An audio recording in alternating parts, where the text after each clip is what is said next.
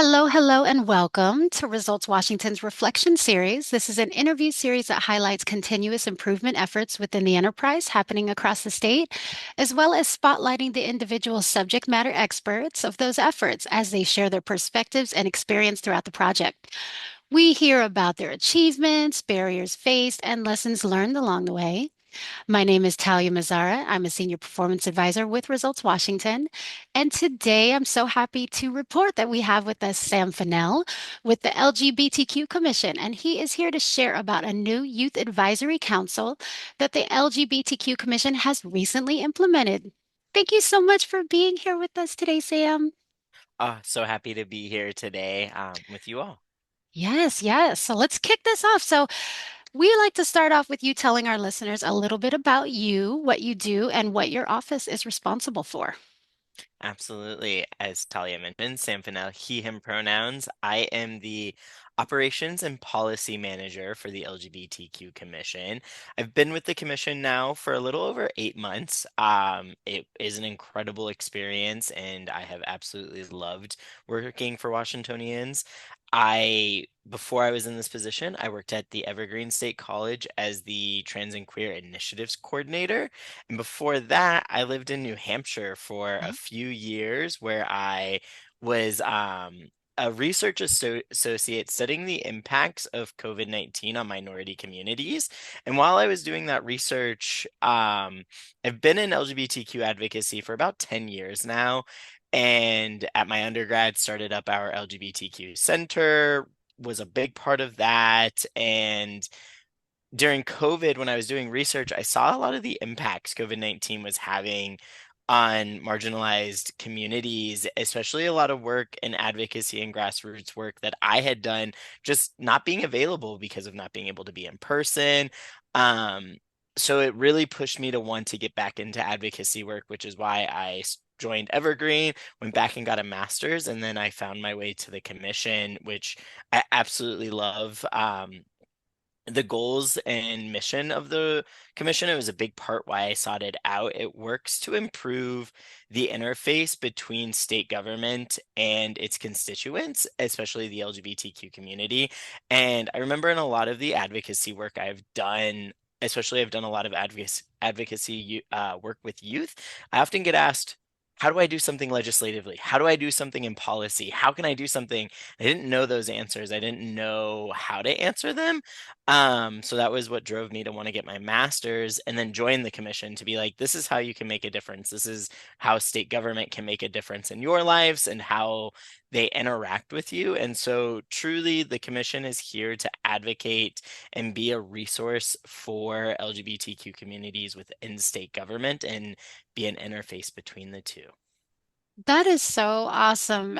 Very impressive background. And the fact that you went and got further education to be able to answer those questions on behalf of all Washingtonians. Thank you for your dedication. I'll start with that right off the top because I just think that's so awesome when you have such a passion in that area and then you happen to find the agency or the commission that really hones in on the work that you love doing. Oh, that's so awesome. Well, thank you so much for that intro. Can you tell us a little bit about the Youth Advisory Council, that project? Was there a problem you were trying to solve, or were you just like, how did that come about, and why was this issue important to address?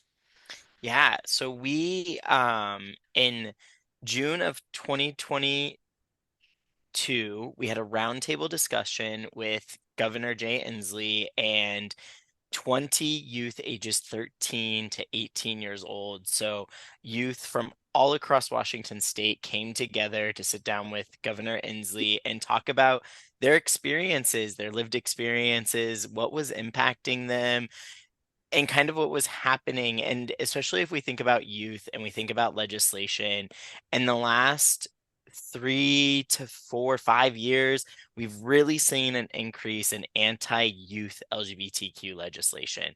So that has been a really large increase that we have seen across the United States.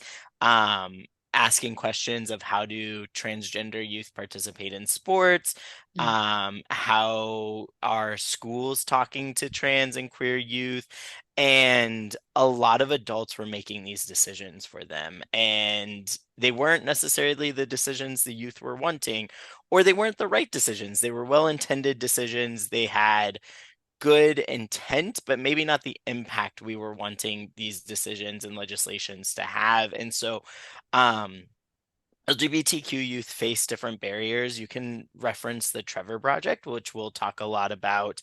It's a national survey that talks about the youth experience. It's a wonderful resource. And in the study, it's a national study, it shows about 1 in 10 youth don't find to be accepted within families, within school, and LGBTQ youth. And so, how is this impacting them in their schools, in their education, and their day-to-day lives, and their access? And so, these were the questions we were asking, and these were all things that were coming up during the roundtable about how schools were impacting them, how their day-to-day lives were impacting them, and how they didn't necessarily feel like they could be out in some places, or they didn't feel safe.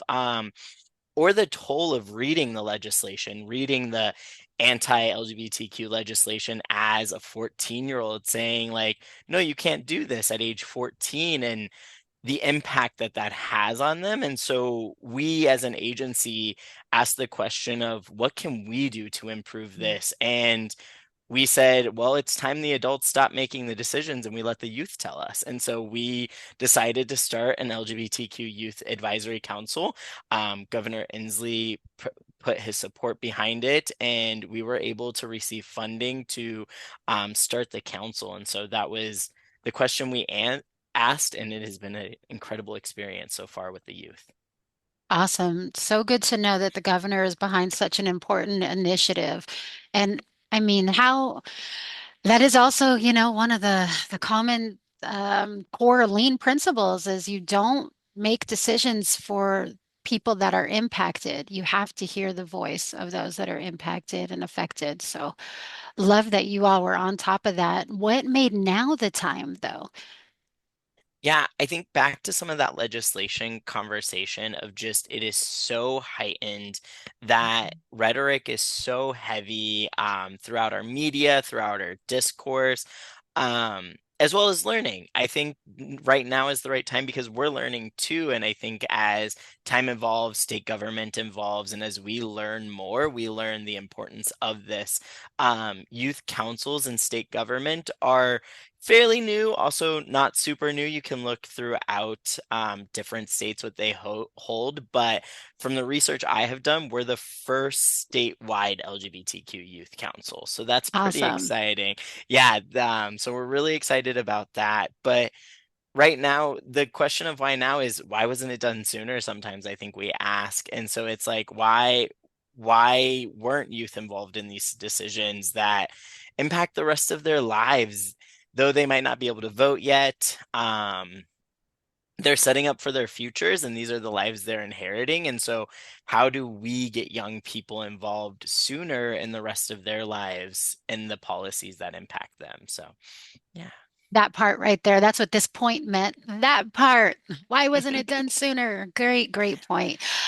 So when you think about, the equitable outcomes that this project created for Washingtonians and youth, can you go into, the different equitable outcomes it created? And also, I don't know, were there any like statistics done before and after, or any type of measurements you can share that show the impact that this has in like a quantitative matter? Yeah, we hope to. So we're starting to gather some data just as a commission around how many youth are interacting with the council, what is occurring. The council is still in its infancy. We just started it, so we appointed 12 youth to the council who will serve in between 2 to 3 year terms, depending on what they opted into. And so youth, we're using the definition of youth and young adults. So it's ages 14 to 26 that the council represents, which is really, really exciting. And then we, So I'll talk more about the impact of what we were able to see, especially we just hosted the first summit where the 12 inaugural youth came up with their structure. They came up with, Nice. yeah, they built the structure. So the entire council has been built by the youth who have been appointed. And so the commission came up with the idea around it. We said, here are your options, but you all design what you all want it to be. And so they've built the structure, they've built their mission, their vision, their goals and what they want to accomplish. And a big part of something they want to accomplish is educating folks, educating one other youth about policies that impact them and how the protections that they actually have. I think that was also something that was really important with this youth council is Washington State has a lot of protections that exist, especially for queer youth within the state. Mhm. And those protections are not always known, especially when you're 12. I think about being a Right. 12-year-old. I had no idea what protections existed within the state of Washington for me.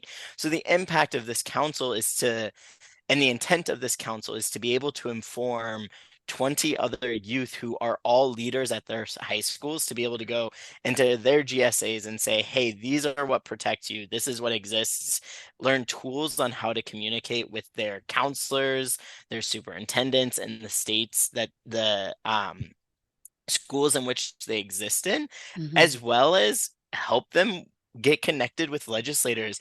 We had the most amazing time at the youth summit. Senator Claire Wilson actually came for a 2-hour roundtable discussion with the youth about the council, what the intent is, what to think about, how to create legislation. And so another big thing that we are measuring with the impact and how to make more equitable outcomes is youth actually writing some legislation. So I know that is a really Wow. big goal of the youth council is to write and bring forth a piece of legislation. Might not happen this session, but hopefully by next session, our goal is to be able to work with them once they've identified what they want to go forward with and help them in writing a piece of legislation. So, I mean, how Sam, that's wonderful. huge. Yeah, that would That is so. huge. You are equipping future leaders. This is amazing. We're trying. So just giving them opportunities that I think all youth should be able to have the access to, Mhm. especially something we often say is our identity shouldn't be used as policy wedges, especially as LGBTQ folks, but Mhm. they are, and a lot of young people are aware of that, especially as I mentioned earlier, the anti-LGBTQ legislation that occurs, especially impacting youth. And so a lot of youth ask the questions of how can I do something to make a difference here? And having access to state government at such a young age will just make it open so many more doors for them and opportunities for them to hopefully we can get a place where our identities aren't political wedges and they can just be involved in this. And so that is something I know we really care about as a commission and working with the youth. Absolutely. You can tell this project really shows that you care about that. Um, I have a question, throwing this in for folks that don't know about this great work.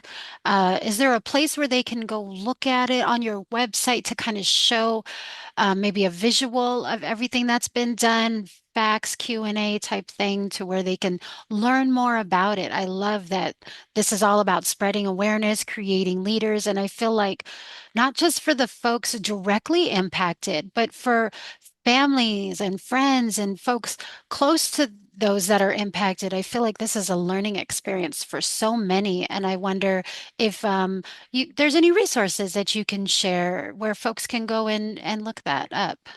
Yeah, definitely our website is a whole house of resources. So Mhm. that's where most of our information is at. And that can just be found at oh wow.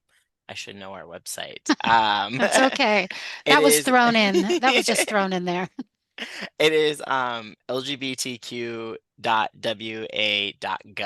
And you can find our website. It talks more about the commission itself and what we do. And then we also have an entire tab dedicated to the youth council and what they're doing. And that's also something the youth really, really care about is finding a way to share this information broadly. I think something I have just learned through my years of experience in advocacy is sometimes the resources exist, but how we get the resources to folks is where I believe one of the largest barriers is, just from Hmm. my experience, especially with young people. And I think phones and social media have made that somewhat easier. I know, we have hopes for social media to be ways to disseminate this information to young folks and families as well.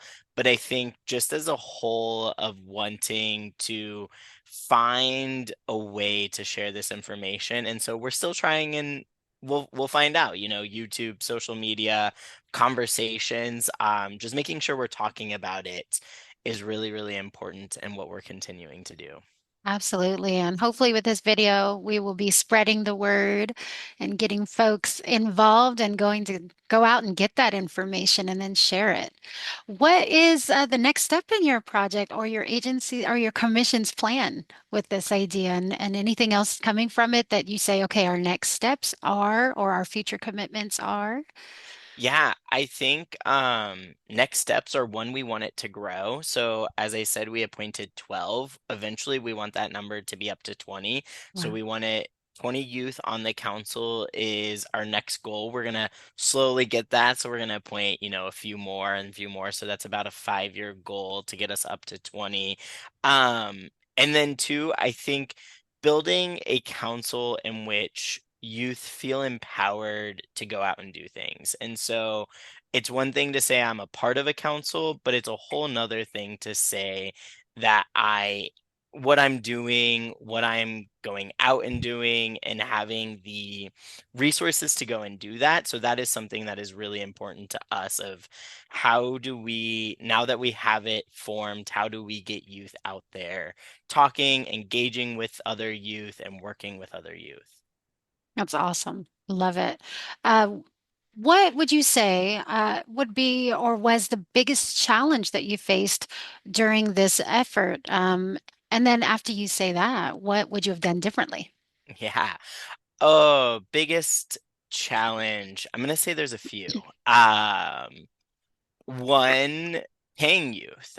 So Mm. 14-year-olds, compensating them for their time, compensating them for the work that they're doing, and how are we ensuring we're doing that equitably among youth? So that was a lot of conversations we had. Was that Uh, something that you just knew you could do from the beginning, or was this something you had to go back and forth with to get approval on, or just curious how that all works? Kind of both. So, there's some legislation that allows us to pay youth that exists. And then there's some other just different barriers. And so Mm. it was just mostly a lot of conversations around like, how much do we pay youth for their time? How are we compensating family and guardians Mm. as well for their time and travel with youth, and just ensuring this wasn't a bigger barrier for them. So I think but mostly just conversations within our agency to ensure we were following all the rules and regulations, but Mhm. also having representation at the age of 14. So that was one of the barriers. I would also kind of backtrack and say this project has encountered a lot of staff transition, which Mm. is a really big barrier, to think that the staff that originally was working on this project a year ago, we've had full turnover since then. Oh. Folks taking other opportunities, which is incredible and wonderful, but also I think just adds a different level of challenge, especially Mhm. the commission is such a small team. We're only 3 staff. And Oh. so how does that impact what is being done? How has that changed the scope, the goals?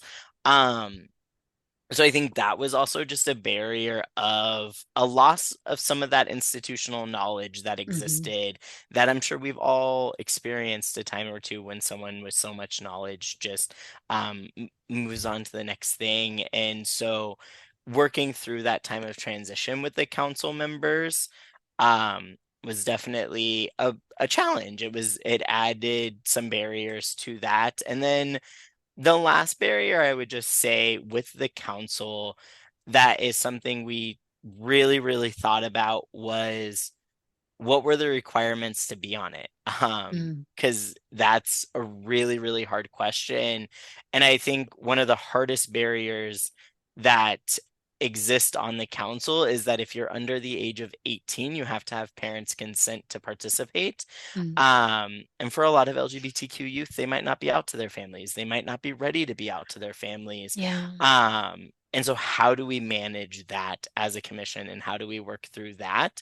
And so those were kind of like our big three, I would say, that really worked towards the council and where we ended up today. And one of the things when we talk to the youth on the council is we just tell them, we understand it was a barrier that you had to have a parent consent. And like, that is also some of the importance of their work of being able to hear their voices of their fellow youth who are unable to be on the council and be able to bring their voices to them and be supports through that. So, yeah. And so, what would I do differently or what have I learned? I think I wish we would have taken a little bit more time and had more time to engage with youth. I would have loved to have done like a campaign across Mm. Washington state to Yeah. hear what youth were wanting in the council, engage, connect. Especially because we have representation of youth all across the state, but I would have just loved to have been able to get to some of those more rural areas, talk to youth in that area. We had over 100 applicants for the council across Washington Wow. state, which That's was just, awesome. yeah, awesome.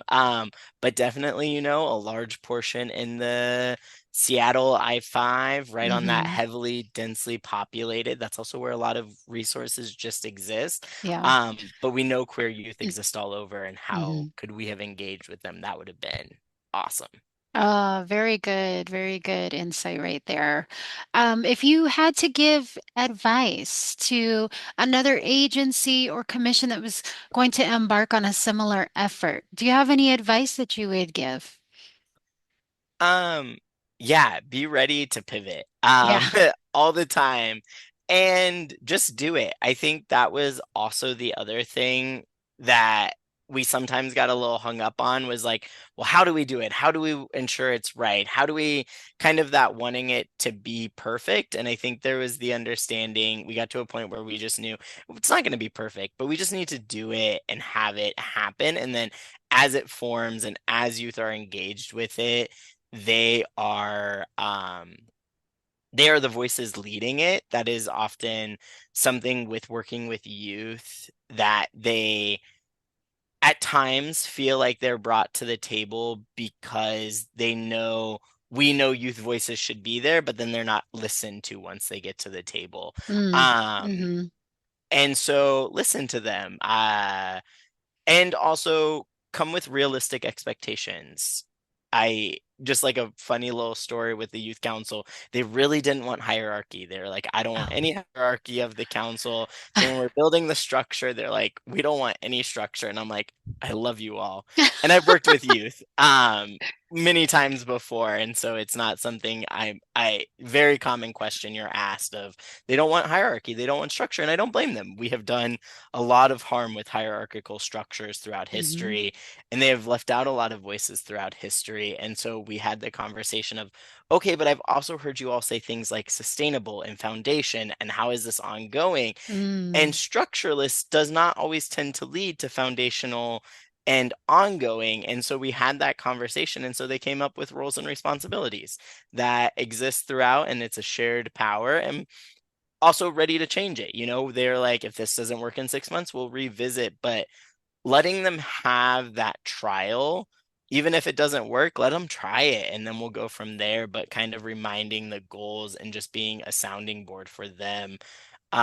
But also not trying to impose my own personal, like, oh, I've been on this world, I know this. And it's like, I don't know Yeah. actually what works. Like, we've seen a lot of things that don't work. So maybe let's try some new stuff. So, um, I think especially when working with youth, let them lead and just support, and they will lead us into something great. I do really believe that.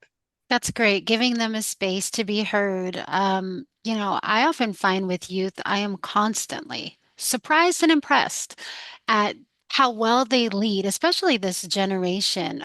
So intuitive knowing, what are having good ideas of what may not work and let's try something new. They're innovative.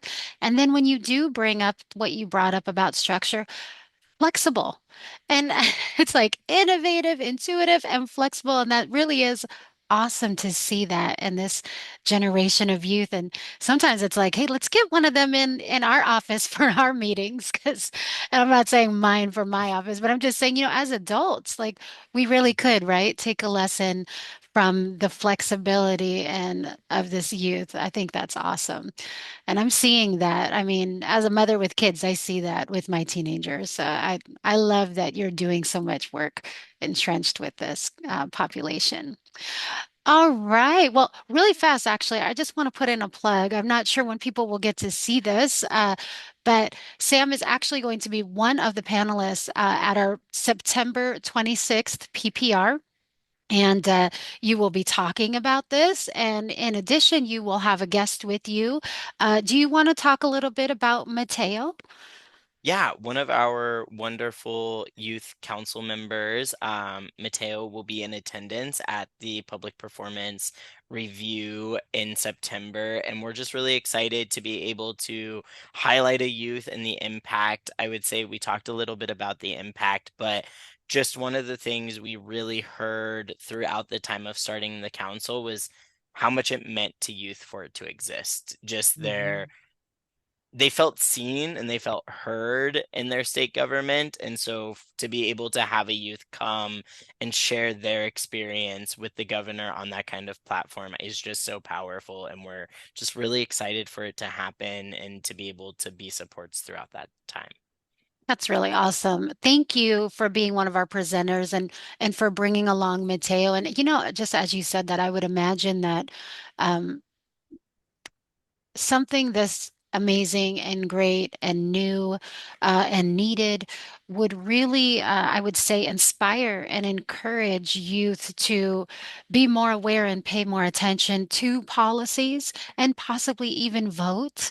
Like, isn't that a thing, right? Where you've got this newly crowd of 18-year-olds, but not so aware of what's going on in legislation and or even feeling like they're seen or that they matter or they have a voice. What's the point in voting? I might not even be heard. So I feel like I don't feel, but I am really compelled to say that everything you're saying shows me this has an impact on numerous levels, just numerous levels, and that's that those qualitative outcomes that we look for with public service and state government work. So, again, on behalf of Washingtonians, you're awesome. Your commission is awesome. This work is awesome. So, thank you for sharing with us today. And before we wrap up, do you have any shout outs you want to give? I just really want to give a shout out to my amazing team, especially our executive assistant in communications, Sawyer Tuttle, and then our newly appointed director, Lisa Keating, and then to our wonderful 15 commissioners that represent all of Washington State. Without them, this work wouldn't be possible, and this wouldn't exist today. So I just really want to give my gratitude to the commissioners and the previous staff who worked on this and made it possible and built the foundation so we can continue working on it. And it's really exciting. And I'm really grateful for all of them and their work and support with us. So, yeah. Yes, thank you. Thank you to the leadership and the team. This work is awesome. So, yeah, all right. Well, with that, I just want to say again, we do have the PPR where Sam is going to join us again and talk about that along with Mateo. It's going to be a wonderful conversation with the governor. So, you can find it on TVW September 26th. Results Washington is hosting it. And then, if you want to come in person, you can go to the Helen Summers building that day. It's between 11 and 12:15. And other than that, I'm excited to get this posted to our site and send this info out so folks can really get to know about this awesome program that you and your team have created. So thank you again for being with us. Thank you so much. Have a great day. Yeah, you too.